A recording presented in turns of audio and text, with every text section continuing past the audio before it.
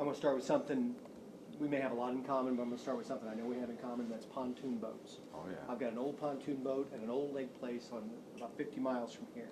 When was the last time you saw your pontoon boat? I heard you mention it once. Memorial Day. You did get to see it then. Yeah, we always go to the lake on Memorial Day. That kind of, where I come from in West Virginia, that kind of starts the summer season. But I have an interesting story about all this because, you know, I'm a speedboat guy and I like the jet skis and all that stuff. So when we finally got around to getting a place of our own on the lake, Terry says, we got to have a pontoon boat. I said, we can't have a pontoon boat. It's too slow, and why would we want one? But we use that boat more than any other boat we have. And everybody loves it, and everybody loves riding in it. And we get 10, 12 people, and it's a great social way to spend time with friends and family. So is it in the water or is it on a trailer right now? it's in the water. So if you got there quick enough, you could get it cranked up pretty Well, fast. when we go on vacation, we'll be in it. Well, I appreciate your time today. I want to start with Nick's kids.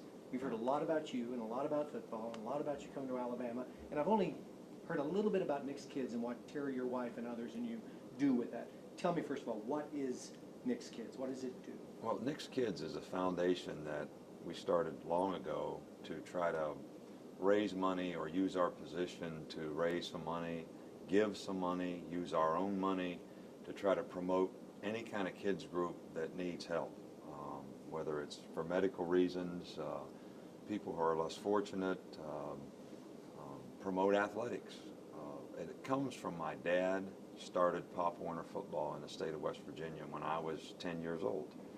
And he bought a school bus and he went and picked the kids up in the 4 or 5 coal mining towns, took them to practice, took them home at night. And a lot of the guys that got to do that got college scholarships because we never participated until we got to high school. And create a lot of opportunities for a lot of people, and he helped a lot of people. And my mother always supported that. My sister has continued to do that, and I felt like that would be a great way for me to kind of extend his legacy to help young people, and that's what we've been able to do. And we feel now that we can do significant things to help young people. You have a big golf tournament coming up. I was hoping to meet Terry today, maybe include her in the interview, but she's covered up getting ready for that. That's the purpose of the golf tournament, raising money for whatever Nick's Kids sees a need is. Right. What we've done is we've taken, whether it's money I get for speaking engagements, whatever, we put it all in the fund, the Nick's Kids Fund. We have this one fundraiser, which we really appreciate all the people who have supported it. And then at the end of the year, we give a significant amount of money. I'm talking about $200,000-300,000 to these various groups that we can support, to help. And it makes us feel good that we can give something back to the community, and we can promote young people, which is what we deal with, and our success is because of young people. Right. So it's a way for us to give back. Barry and I were talking about his daughter with the challenge. We all have kids with challenges or know people who do. Ultimately, what you do for someone less fortunate might make your obituary someday. Your wins and losses will too, but what you did significantly for other people really does matter, short-term and long. Well, somewhere along the line, when I was a kid, Christmas was big because I got all the presents. But now Christmas is better because I give all the presents. And we get the most self-gratification from what we give, not from what we get. And even in ball, even in the football part of it, to win the national championship, the greatest self-gratification for that is that so many other people were happy. It made so many other people proud and happy. And, we'd like to do the same thing here at the University of Alabama. But, again, how it affects other people is really how we get most of our self-gratification from what we do and the hard work that we do. And this is another way that we feel great about being able to help someone else. I don't know if she likes you talking about her when she's not around, but tell me about Terry. I've not met her. Everyone that I talked to, whenever I tried to get her to come, they said, boy, I hope she can because she's great. She is just a great person. And people that didn't have to say that. Tell me about your wife. Well, she is a great person, but she's a real people person. She loves people, and she has great compassion for other people. Everything starts with family, with us, and she's always been that way, and she's been very supportive of, this coaching is not a family-friendly kind of career, so you have to have a special life to start with to support you through that. But there's a lot of sacrifices they have to make because of the time you're going and the things that you do, and they have to be a special parent because you're really being the parent to a lot of other young people as well as your own. So she's pretty special, and she's been very supportive, and she's been very helpful. She's a good recruiter too, so that helps. Can't hurt, can't hurt. I took my boys to their first NFL game in Indiana on December 31st. You probably remember the day I well. remember that game. We were the ones up in the stands with the sign that said, Coach Saban will take you back to Alabama with us. So it was too small of a sign for you to ever see. You talk a great deal about looking forward only, and I don't want to look back much. After that game, and I know then, like any coach, you were concentrated on the Indianapolis Colts, and you were the only team and coach that had trouble with them. As soon as that game was over, is that when you started shifting gears about thinking about Alabama and how that might be a possibility? Was it kind of right after that? Right. Well, kind of the irony in all that is the first game that I ever coached in the NFL when I was at the Houston Oilers was against the Indianapolis Colts in the Dome there. And I remember Ron Dickerson catching a hook and ladder and running it for about 70 yards right before the half. And then to play against the Super Bowl as the last game that I coached in the NFL against the Super Bowl champions. And, you know, Peyton Manning and a great team, and Tony Dungy and a great team. But I was completely focused on what we were doing there. And I know I've been criticized a lot for the way I handled this, but I really tried to handle it in a way that was best for our team and the players on our team. And that's always what comes first to me. And you know, maybe that wasn't what was best for the media, but my loyalty was to those players and trying to do the best for them and our staff and the people who had worked hard to make the Miami Dolphins what they were. And it was my responsibility and obligation to a great man, the owner, Wayne Huizenga. So when we got home from that game, you know, we started thinking about direction and, you know, what would, and really what it came down to is, where's your heart? You know, we love college football. We love being able to affect people at that 18 to 23-year-old level, not just as football players, but as people and as students, and helping them be more successful in life for having been involved in the program. So, you know, there was a self-gratification in that, that wasn't anything wrong with pro ball, wasn't anything wrong with pro players, wasn't anything wrong with the competition, that just not something that you really do as a pro. And being a pro is a completely different concept, and it was a great experience for us. We learned a lot about ourselves, and we're pleased and happy with the challenge that we have here at the University of Alabama. Once you become a head coach, whether it's Michigan State, LSU, Miami, or the University of Alabama, you're probably not going to make any decision that doesn't generate some criticism, whether it's media or someone else. That's just part of the ball game, right? That's part of life. Well, and I think that, you know, part of that comes from all those people have a passion for either Alabama, the Miami Dolphins, LSU, wherever it might be. Sure. And I respect that. Right. And I don't criticize it at all. You know, what was accomplished at LSU, for example, the people in Louisiana are special to me. They always will be. What was accomplished there was special. They all contributed to it. And nothing's ever going to change that for me and my feelings about what was done there. It's a special time, and it's a station in my life that I'll never forget. You know, I hope we can do that again here and make the people of Alabama feel the same way. You're right at 6 months of being the head coach at the University of Alabama. You kind of found your stride, comfort level, you know where the men's room is now, you know. Are you happy coming to work every day now and feel like you really are kind of in the swing of things now? Right. Well, we're pleased and happy with the challenge that we have, but anytime you're a new staff and you're a new program, it's like we have camp for high school and even the junior high kids this week, and you know, it's a new challenge for everybody. I mean, everything you go through is new. You know, spring ball is new, off-season program is new, how you recruit is new, spring recruiting was new. So, you know, it's a work in progress, but we have a great staff. We have a great bunch of people here. We have a very supportive group. Everybody has really joined the team and bought into what we're trying to do, and I think that's the most important thing at this stage, and we'll get it up and running as we go. I have notes. This isn't on my notes. When you bump up against high school kids that would love to play for Alabama, or junior high kids you come in contact with, do you remember being their age and coming up against, being around someone like you and thinking, oh my gosh, I want to impress him? Do you remember well enough to reverse that and know what they're thinking, that they're in awe of you? And I'm trying to make a good question out of it. Do you remember what that's like for these kids? I do remember what it's like, and I think what's important to me to always remember in my position is not to be self-absorbed about who I am or what I am, but think about who they are and where they are and how I can affect that. And I just said to the staff this morning, we were doing evaluations for 400 and some kids that were from 8 to 13 years old. And I said, guys, make sure you do a good job with these evaluations, because what's on this sheet means the world to that particular person. Right.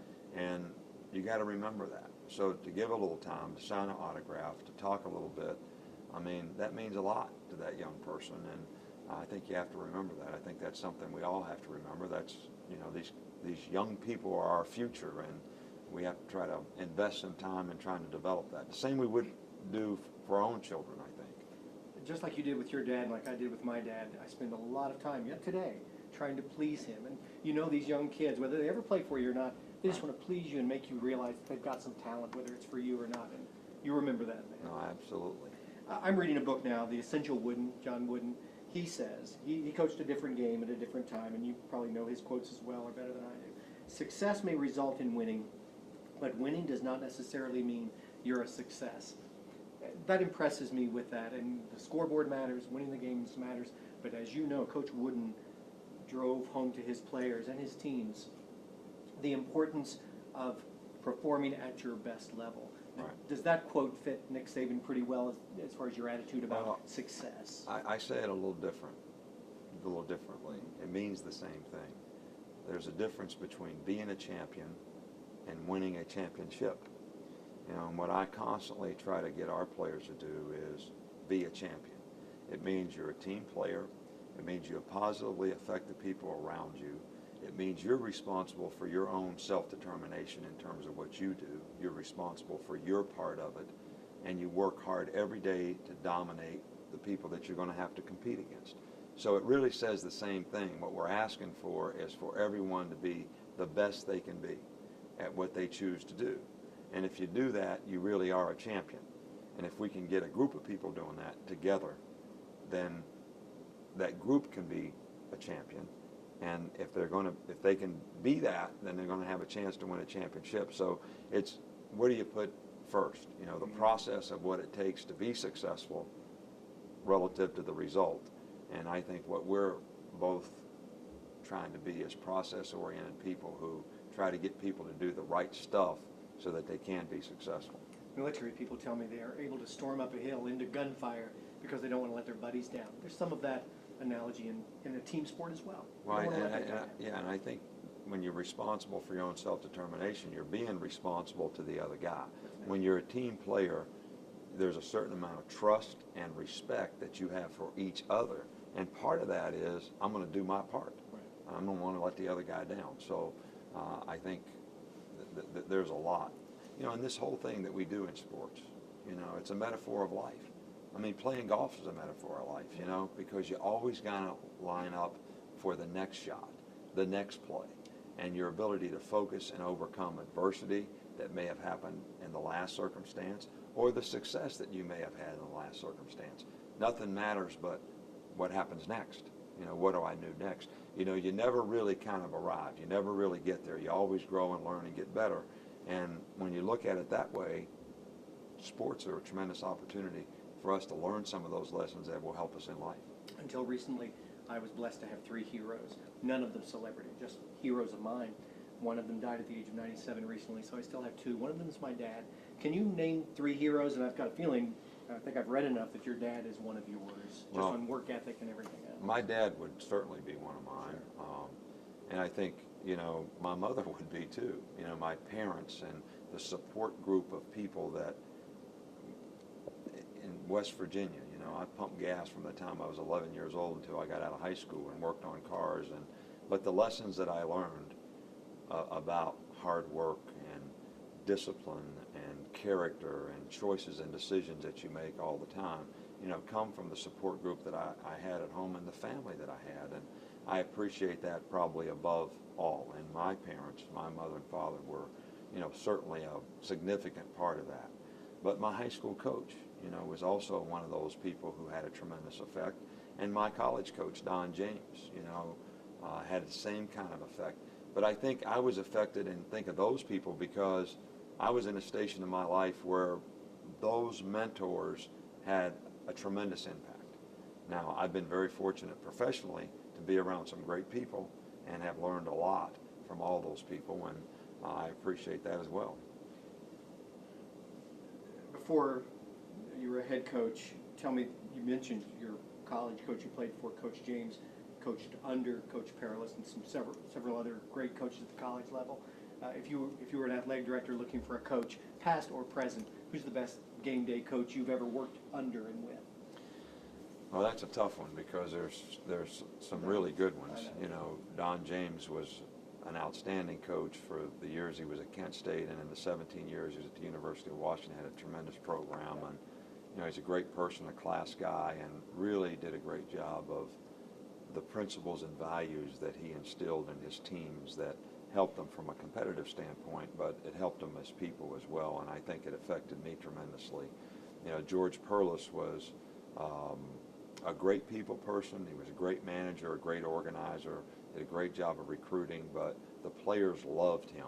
I mean, they loved him because he was exactly, you knew exactly what you were going to get, and there was nothing phony about him in any way, shape, or form. And we built a program there and won a championship. So that's someone that I would have to think was one of the best that I've ever been around. And you know, Bill Belichick, obviously, as a pro coach, has proven, and I worked for him before he won any championships, and knew that he had some tremendous organizational characteristics and his systematic approach to how you go about things and what you do and how he handles people and gets great players to play well together. I mean, so it's hard to pick one, but I think we've talked about three there that are all pretty good. But I want to say this, that everyone that I've ever worked for, I've learned a lot from.